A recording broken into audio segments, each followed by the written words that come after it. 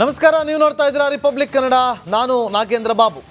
ಭಾಷಾವಾರ್ ರಾಜ್ಯದಲ್ಲಿ ಉಗ್ರ ಸ್ವರೂಪವನ್ನ ಪಡೆದುಕೊಂಡಿದೆ.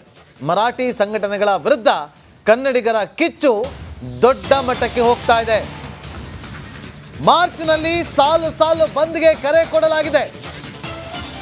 ಮಾರ್ಚ್ ತಿಂಗಳಲ್ಲಿ ಸಾಲು ಸಾಲು ಬಂದ್ಗೆ ಕರೆ ಕೊಡಲಾಗಿದೆ. ಪ್ರತಿಭಟನೆಗೆ ಕನ್ನಡ ಪರ ಸಂಘಟನೆಗಳಿಂದ ಕರೆ ಕೊಡಲಾಗಿದ್ದು ಒಂದಲ್ಲ ಎರಡಲ್ಲ, ಸಾಲು ಸಾಲು ಬಂದ್.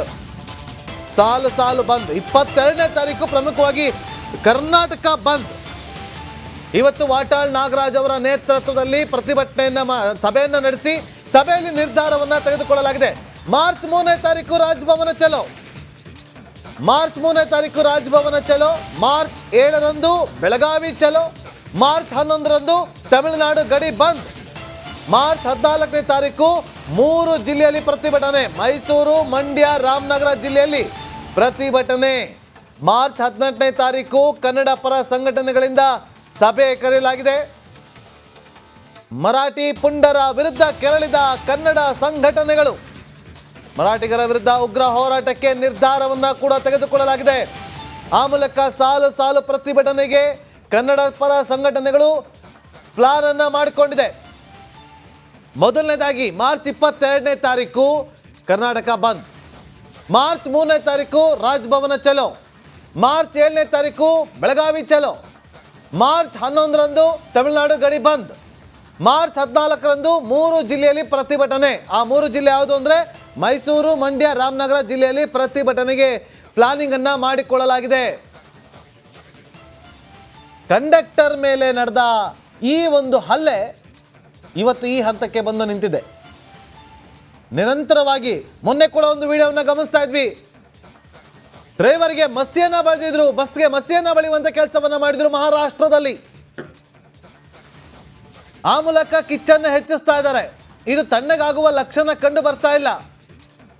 ಸಾರಿಗೆ ಇಲಾಖೆಗೆ ಲಕ್ಷ ಲಾಸ್ ಆಗ್ತಾ ಇದೆ. ಆದರೆ ಕನ್ನಡಿಗರ ಅಸ್ಮಿತೆ,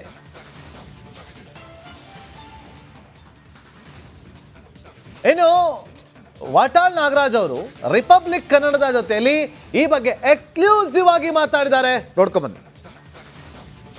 ಹೋರಾಟಗಾರರಾದಂತಹ ವಾಟಾಳ್ ನಾಗರಾಜ್ ಅವ್ರ ಜೊತೆಲಿದ್ದೇನೆ. ಸರ್, ಈಗ ವಾಟಾಳ್ ನಾಗರಾಜ್ ರವರ ಇತಿಹಾಸದಲ್ಲಿ ಕೊಟ್ಟಿರುವಂತ ಬಂದು ಯಾವತ್ತೂ ವಿಫಲ ಆಗಿಲ್ಲ.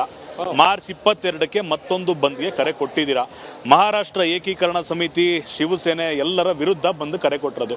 ಬಂದ್ನ ದಿನ ಏನೇನಾಗುತ್ತೆ, ಅದಕ್ಕೆ ಮೊದಲು ಆಯೋಜನೆ ಆಗಿರುವಂತ ಕಾರ್ಯಕ್ರಮಗಳು ವಿವರ ಏನು ಸರ್? ಈಗ ಇದು ಒಂದು ಪ್ರತಿಷ್ಠಿತ ಬಂದ್, ಕನ್ನಡಿಗರ ಬಂದ್, ಕನ್ನಡಿಗರ ರಕ್ಷಣೆಗಾಗಿ ಬಂದ್, ಕನ್ನಡಿಗರ ಗೌರವಕ್ಕಾಗಿ ಬಂದ್. ಬೆಳಗಾವಿಯಲ್ಲಿ MES ದವರು ಪ್ರತಿ ಸಾರಿ ಕನ್ನಡಿಗರ ಮೇಲೆ ದಾಳಿ ಮಾಡ್ತಾ ಇದ್ದಾರೆ. ಇದು ಒಳ್ಳೆಯದಲ್ಲ. ಯಾವುದೇ ಸರ್ಕಾರಗಳು ಅವ್ರನ್ನ ಹತ್ತಿಕ್ಕಾಗಲಿಲ್ಲ, ನಿಷೇಧ ಮಾಡೋಕ್ಕಾಗಲಿಲ್ಲ.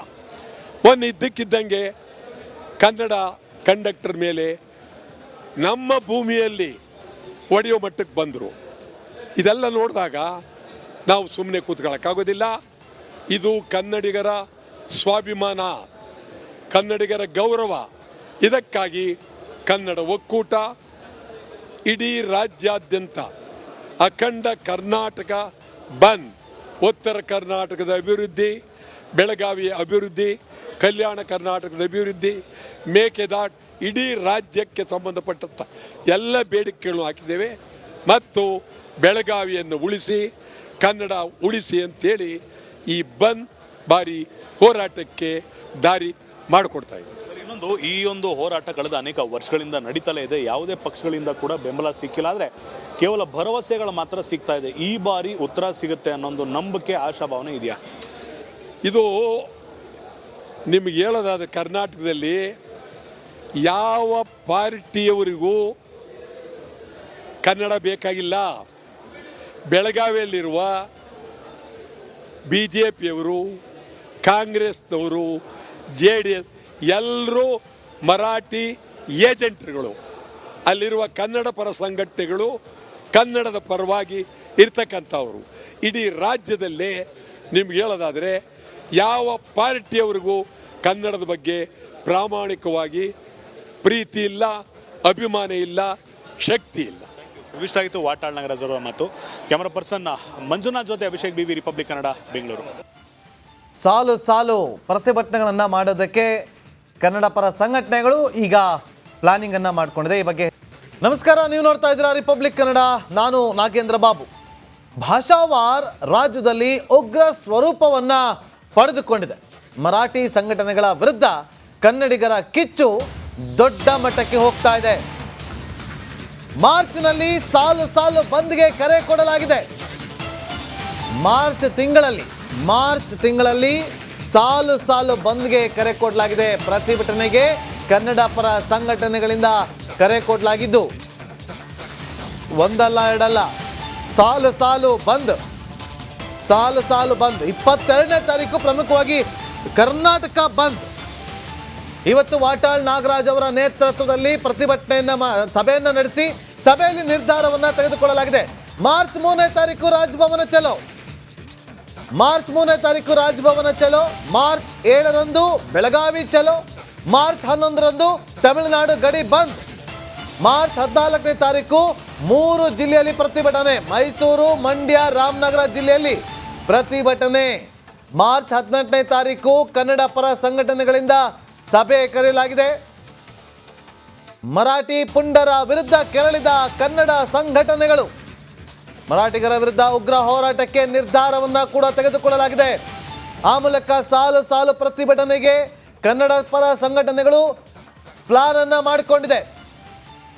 ಮೊದಲನೇದಾಗಿ ಮಾರ್ಚ್ 22ನೇ ತಾರೀಕು ಕರ್ನಾಟಕ ಬಂದ್, ಮಾರ್ಚ್ 3ನೇ ತಾರೀಕು ರಾಜಭವನ ಚಲೋ, ಮಾರ್ಚ್ 7ನೇ ತಾರೀಕು ಬೆಳಗಾವಿ ಚಲೋ, ಮಾರ್ಚ್ 11ರಂದು ತಮಿಳುನಾಡು ಗಡಿ ಬಂದ್, ಮಾರ್ಚ್ 14ರಂದು 3 ಜಿಲ್ಲೆಯಲ್ಲಿ ಪ್ರತಿಭಟನೆ. ಆ 3 ಜಿಲ್ಲೆ ಯಾವುದು ಅಂದರೆ ಮೈಸೂರು, ಮಂಡ್ಯ, ರಾಮನಗರ ಜಿಲ್ಲೆಯಲ್ಲಿ ಪ್ರತಿಭಟನೆಗೆ ಪ್ಲಾನಿಂಗ್ ಅನ್ನ ಮಾಡಿಕೊಳ್ಳಲಾಗಿದೆ. ಕಂಡಕ್ಟರ್ ಮೇಲೆ ನಡೆದ ಈ ಒಂದು ಹಲ್ಲೆ ಇವತ್ತು ಈ ಹಂತಕ್ಕೆ ಬಂದು ನಿಂತಿದೆ. ನಿರಂತರವಾಗಿ ಮೊನ್ನೆ ಕೂಡ ಒಂದು ವಿಡಿಯೋವನ್ನ ಗಮನಿಸ್ತಾ ಇದ್ವಿ. ಡ್ರೈವರ್ಗೆ ಮಸಿಯನ್ನ ಬಳಿದಿದ್ರು, ಬಸ್ಗೆ ಮಸಿಯನ್ನ ಬಳಿಯುವಂತ ಕೆಲಸವನ್ನ ಮಾಡಿದ್ರು ಮಹಾರಾಷ್ಟ್ರದಲ್ಲಿ. ಆ ಮೂಲಕ ಕಿಚ್ಚನ್ನು ಹೆಚ್ಚಿಸ್ತಾ ಇದ್ದಾರೆ. ಇದು ತಣ್ಣಗಾಗುವ ಲಕ್ಷಣ ಕಂಡು ಬರ್ತಾ ಇಲ್ಲ.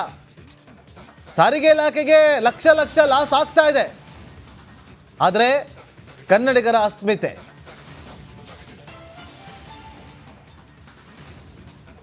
ಇನ್ನು ವಾಟಾಳ್ ನಾಗರಾಜ್ ಅವರು ರಿಪಬ್ಲಿಕ್ ಕನ್ನಡದ ಜೊತೆಯಲ್ಲಿ ಈ ಬಗ್ಗೆ ಎಕ್ಸ್ಕ್ಲೂಸಿವ್ ಆಗಿ ಮಾತಾಡಿದ್ದಾರೆ. ನೋಡ್ಕೊಂಡ್ಬನ್ನಿ. ಹೋರಾಟಗಾರರಾದಂತಹ ವಾಟಾಳ್ ನಾಗರಾಜ್